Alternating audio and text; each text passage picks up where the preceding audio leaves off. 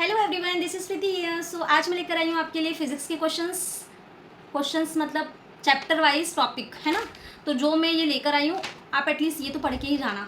जो टॉपिक्स लेकर आई हूँ थोड़े बहुत ये टॉपिक्स तो पढ़ के ही जाना। इसमें से क्वेश्चंस, अगर आप मेरे चैनल में नए हो तो सब्सक्राइब करना मत भूलना। ठीक है, स्टार्ट करते हैं।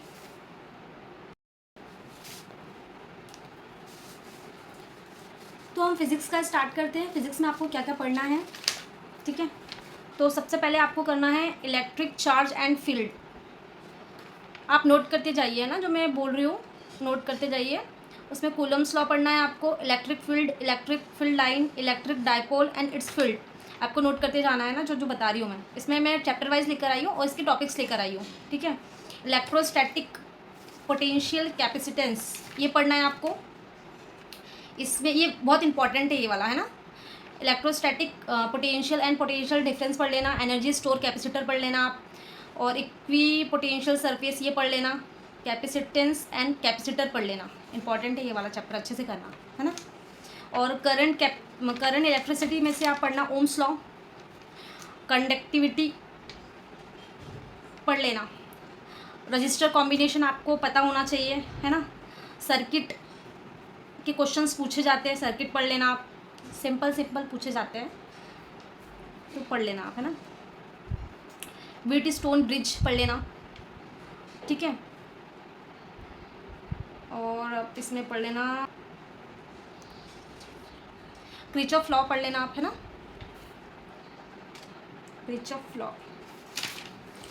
चलो ठीक है, हम आगे वाले चैप्टर में चलते हैं। मूविंग चार्ज में से आपको क्या क्या पढ़ना है। मूविंग चार्ज में आपको पढ़ना है magnetic force of moving charge, ये पढ़ लेना। और बायो एम्पियर के आपको फॉर्मूलेस रटे हुए होने चाहिए, फॉर्मूलेस एक बार देख लेना आप। और बायोट सर्वेट लॉ ये पढ़ लेना, ये रटा हुआ होना चाहिए, ये वाला बायोट सर्वेट लॉ, है ना। एक बार देख लेना अच्छे से आप। सर्किट लॉ पढ़ लेना, पता होना चाहिए फॉर्मूले वगैरह, जो कैलकुलेशंस करते हैं ना उसके फॉर्मूले वोल्टेज के, वो पढ़ लेना एक बार। और इसमें ये भी पूछा जाता है कि जैसे कि सर्किट में क्या पूछा जाता है कि इन्वर्सली प्रोपोर्शनल वाला, डायरेक्टली प्रोपोर्शनल वाला तो कैसे निकालते हैं, तो एक बार पढ़ लेना है ना, ये वाला पूछा जाता है, घुमा फिरा के पूछते हैं वो।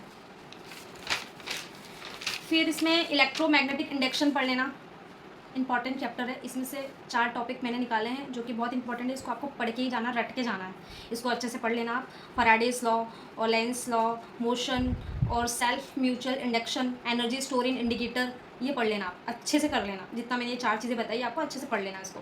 फिर अल्टरनेटिव करंट्स में आपको आएगा, peak RMS value of AC, है ना। और LCR सर्किट सीरीज़ पढ़ लेना। पावर फैक्टर पढ़ लेना, रेजोनेंस ट्रांसफार्मर पढ़ लेना, ये पढ़ लेना, ठीक है। ये पावर फैक्टर वाला इंपॉर्टेंट है, इसको अच्छे से देख लेना एक बार। इलेक्ट्रोमैग्नेटिक वाला बहुत इंपॉर्टेंट है, उसको अच्छे से कर ही लेना जो मैंने बताया, जो बताया मैंने आपको पढ़ लेना अच्छे से। रे ऑप्टिक में से आपको पूछे जाएंगे रिफ्लेक्शन, रिफ्रैक्शन, ये पूछते हैं तो ये अच्छे से कर लेना। मिरर लेंस, कॉनकेव, कॉन्वेक्स, ठीक है, ये अच्छे से पढ़ लेना, ये पूछते हैं। और इंस्ट्रूमेंट में से जो ये वाला अपना माइक्रोस्कोपिक आता है ना, कंपाउंड वाला, वो पढ़ लेना। प्रिज्म देख लेना। बाकी वेव ऑप्टिक में से आप पढ़ना इंटरफेरेंस ऑफ लाइट, ये वाला पढ़ के ही जाना। पोलराइजेशन आप पढ़ो ना पढ़ो, पर ये वाला पढ़ लेना, इंटरफेरेंस ऑफ लाइट। और एक टॉपिक ये है, इसका चैप्टर में लिखा है मैंने, डी ब्रोकली वेवलेंथ, ये पढ़ लेना ये वाला टॉपिक, ठीक है, इंपॉर्टेंट है। एटम में से आप पढ़ लेना बोर मॉडल ऑफ एटम्स, और इसके सारे फॉर्मूले याद कर लेना, बहुत इंपॉर्टेंट है, आ सकता है। फिर न्यूक्लियाई में से आप पढ़ लेना radio active nuclei, atomic mass unit, ये पढ़ लेना, है ना। और सेमीकंडक्टर में आप पढ़ लेना PN junction, logic, drift, diffusion के थ्योरेटिकल क्वेश्चंस आते हैं। और तो कुछ मैंने इंपॉर्टेंट चैप्टर्स निकाल के रखी है, वो भी बता देती हूँ मैं आपको। जैसे इलेक्ट्रिक चार्ज वाला पढ़ लेना आप, इलेक्ट्रोस्टैटिक पोटेंशियल वाला पढ़ लेना। चैप्टर जो मैं बता रही हूँ, चैप्टर्स बता रही हूँ ना, इसको अच्छे से करके जाना। करंट इलेक्ट्रिसिटी ये पढ़ लेना अच्छे से। फिर अपने पास अल्टरनेटिव करंट वाला पढ़ लेना, इलेक्ट्रोमैग्नेटिक इंडक्शन ये पढ़ लेना, ऑप्टिक्स पढ़ लेना। और एक ये वाला टॉपिक पढ़ लेना, फोटो इलेक्ट्रिक इफेक्ट वाला, इसमें से क्वेश्चंस आते ही आते हैं, इक्वेशंस वगैरह देख लेना इसमें, है ना।